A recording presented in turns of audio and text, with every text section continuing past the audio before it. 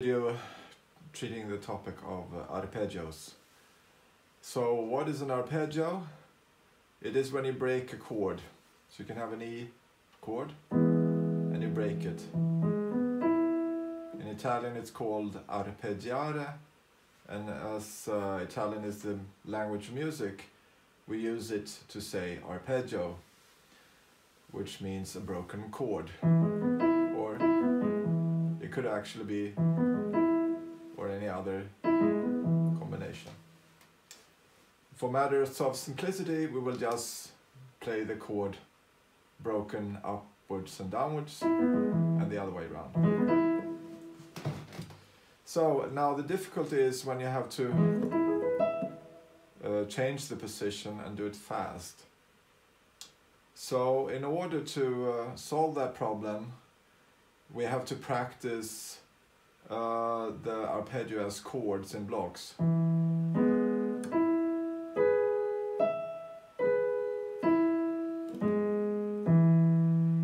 Because the tough one is when I move with a thumb here, because I can never play it fast if I have to and have twist like this. So what's going to happen is there's going to be a millisecond of a gap here. So there's actually a small jump taking place. I approach here.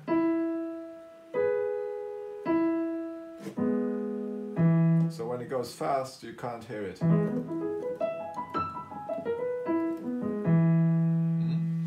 So that's the way we're going to do it.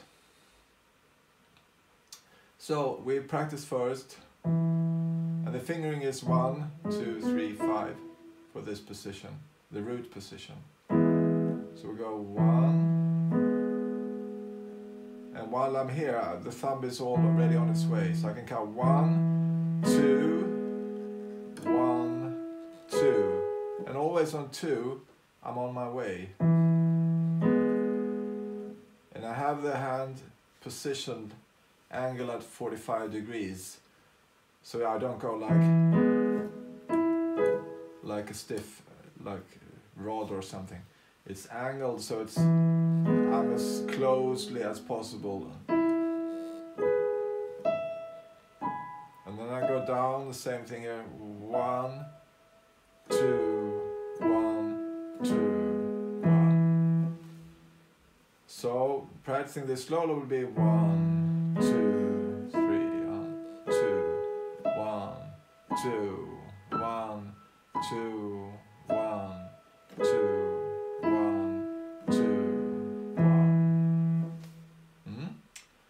And once that is done, I can start playing the arpeggio as an entity slowly. 1, 2, 3, 4. 1, 2, 3, 4. And then I go down.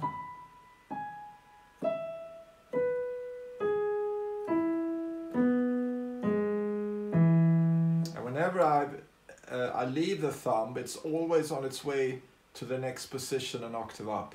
So I don't stick around here and then all of a sudden have to go there. No, it's already on the way here.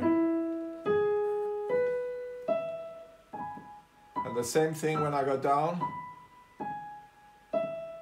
As soon as the index finger leaves here, it's on the way here.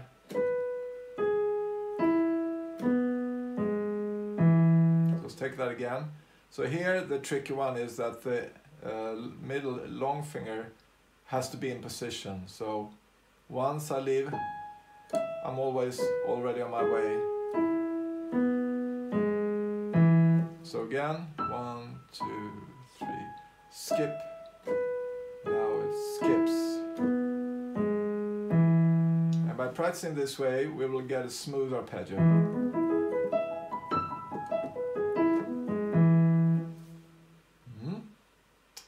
So that's the right hand, the left hand similar, same fingering, but it's the other way around. So we can start actually playing downwards and up. So I will practice with blocks.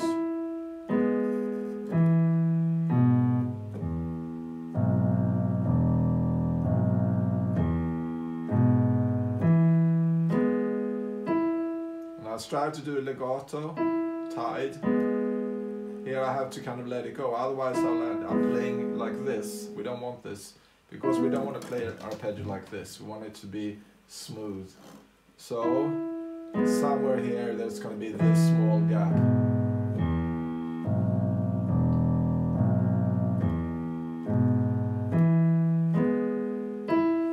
And some schools say it's prohibited to have this small gap, but you need it in order to be able to play smoothly. Otherwise you're going to play, and you don't want this twisting happening, because when you play fast, it's not going to work. The technique you've learned is going to inhibit you and create tension and discomfort when you play like this. So I usually say it's like a vacuum cleaner, the head going down, and you maintain an angle of about 45 degrees towards the keyboard. Yeah, and the same thing going downwards and up.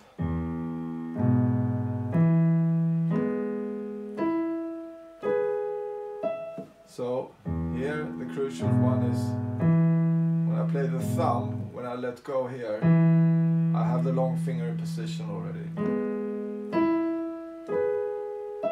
So 1, 2, bow, flip, flip. What I mean with this is 1, 2, as I play the thumb, I flip over here, flip. So this is how you have to play, so you get this smoothness. So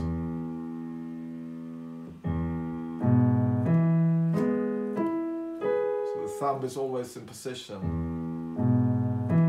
Position, over.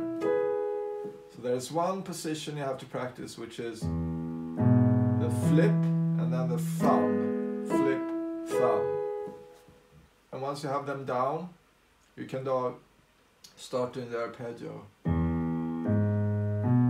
Over, thumb, over, going down, thumb, over, thumb, over.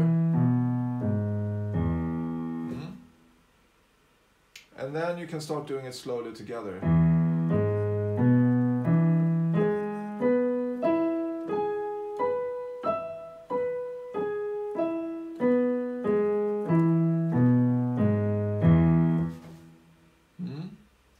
And then for practicing, you can play rhythms to get more solid in timing and the feeling.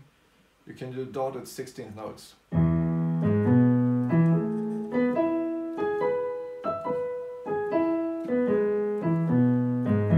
you can go da-da, da-da.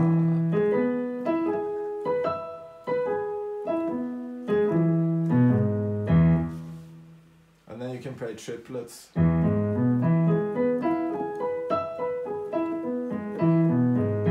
Which fits pretty good because it's the 3 notes, or 16th notes.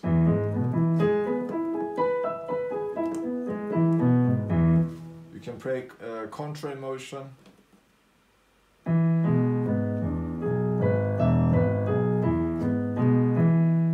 Which is good for your building your sense of coordination. Scales and contrary motion is good too. Yeah, and then you do the same thing with the different positions. So in the first inversion, you have the third here. Then you play this fingering, 1, 2, 4. Or you can actually play this.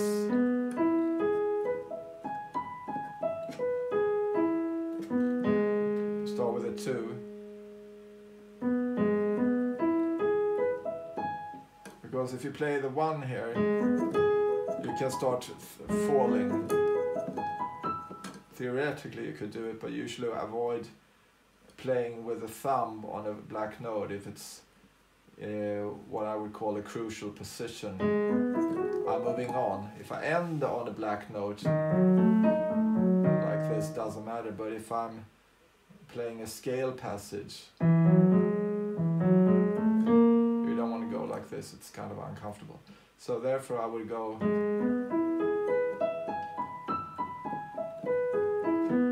to just continue the arpeggio. Here I can play 1, 3, 4, 1, 2, 4.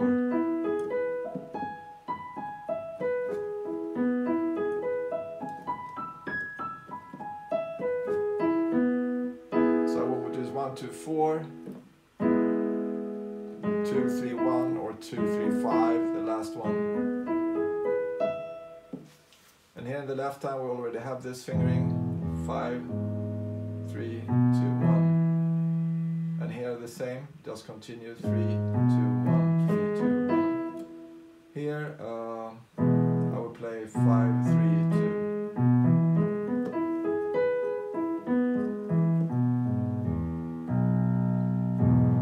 If you're not sure, you can check in various books on fingerings with arpeggios, but sometimes it depends on your hands, if you have small or large hands. So usually the thumb of rule is like play what is convenient. Here this fits well, it's like the same as here. If I would try to push 1, 3, 5 here, it would be very uncomfortable. Do it as an exercise just for practicing uncomfortable positions, but I would leave that out for now. So 3, 2, 1 is much more comfortable. And then the same thing, so if you have another arpeggio, if you have an F sharp minor arpeggio like this, I would not play it like this. You could do, I would try to play the third finger here, or the fourth, depending on your hand.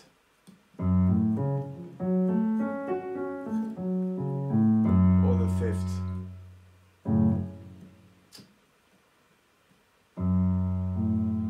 So we have a problem here because you have the thumb, so somewhere we have to kind of switch.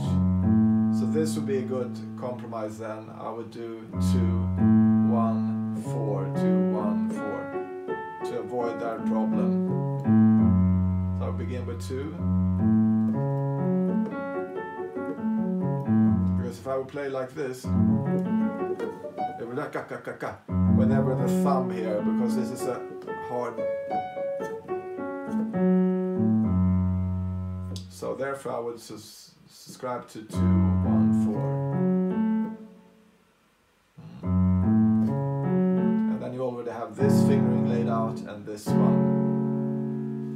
So this is how you can, try it out. It has to be playable fast, so you can do it smoothly. If I do it like this, it's going to be harder. You see, I stumble. So if I have this fingering, here it's going to be 4, 1, 2, 4. That one works well. Yeah, and then you can do the same thing if you have 7th chords, then you add, here we had, then you add the 4th finger here.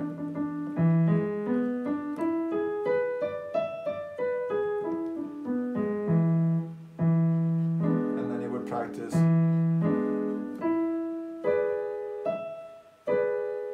going over here.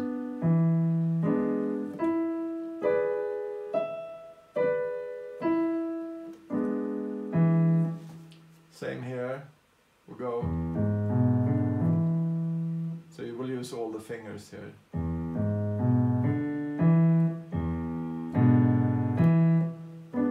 It's a bit tougher, larger grip, more of a jump.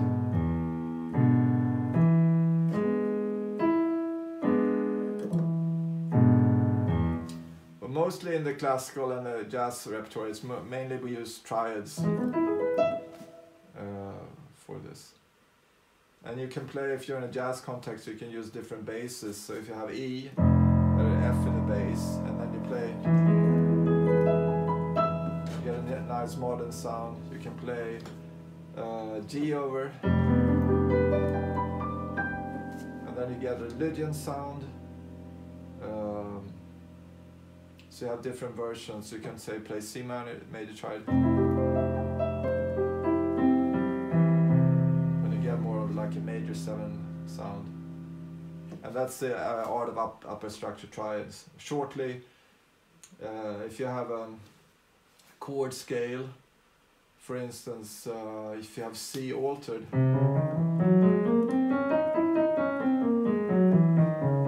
C7 sharp 9, there will be different upper structure triads in this scale. If I play the scale and create triads, I'm going to have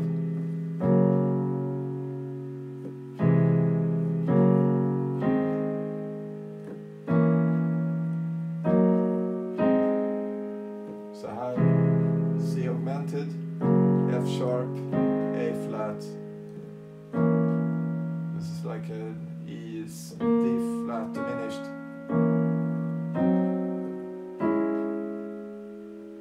C sharp minor. This is E flat minor. Then going up. What we usually want for upper structure triads is major triads. So in this case, for this scale, we have F sharp and A flat. So what I can do if I want to have a hip sound, I can do a passage like, I play them alternately.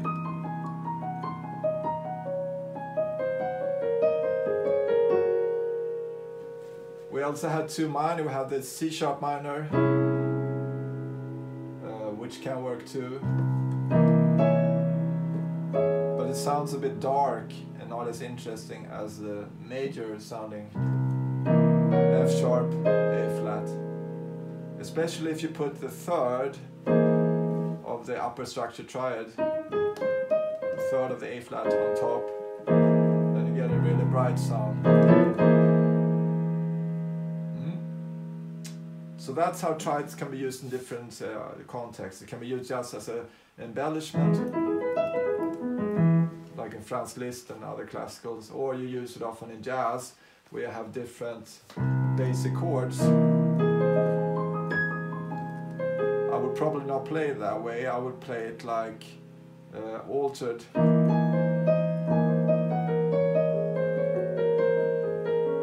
So I can break it different ways. So I can go.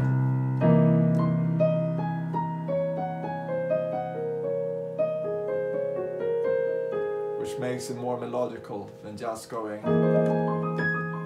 It sounds like an exercise. So often in jazz, in improvised context, you can break up chords.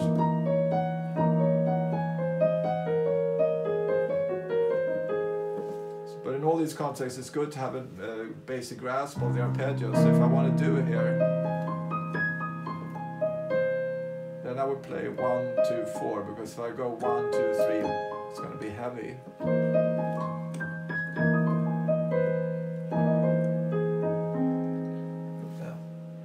And then when you comp, you can then use the upper structure triad if you want to go. Here I just go chromatically up to create interest. If I go, and then I can go to F minor 7.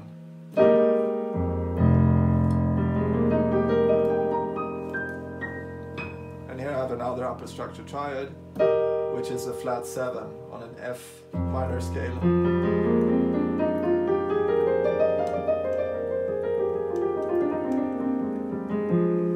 It works nice. And here you have a modern sound. I'm playing F minor 11. I don't take the 5, I just take the E. And I can juxtapose this position as I want. And here I want a bit more darker sound. And I contrast here with the upper structure triad. Especially if I go here with a third in the top. I can go and play it like this.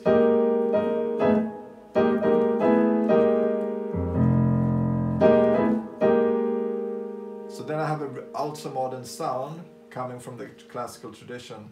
Again, C altered. And then I go to F minor 11. Again.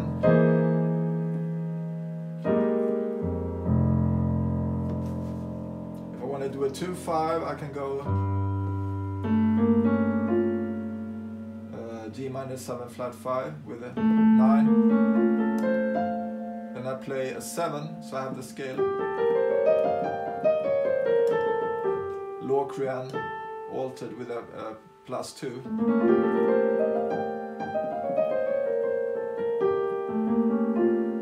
play the 7th scale degree in this scale. 1, 2, 3, 4, 5, 6, 7.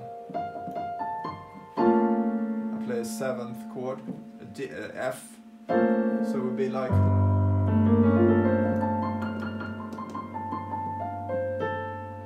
And then I go to the C and play an A flat. Going to F minor with the E flat on top.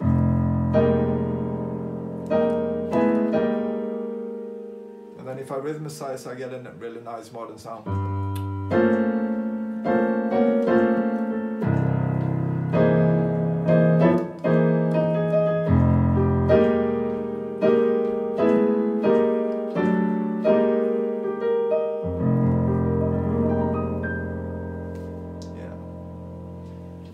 So have good luck practicing arpeggios, and it can be used in many ways, and it's usually used to create more large sound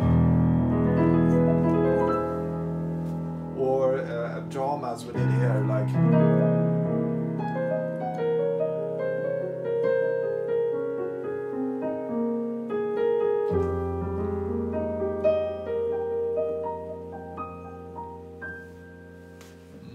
so it's a really useful tool.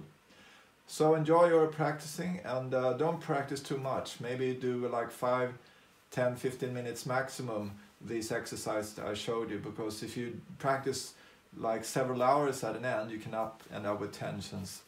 That happened to me when I studied at Berkeley. I would sit and play diminished arpeggios for like 2-3 hours a day, and I got into some deep trouble there. So take it in steps, max 10-15 minutes a day, and then you can increase it. But I think it's enough if you do like maybe 15 or 20 max. If it's an arpeggio, you have a hard time with maybe E7 like this. Work with that, and maybe another one, F7.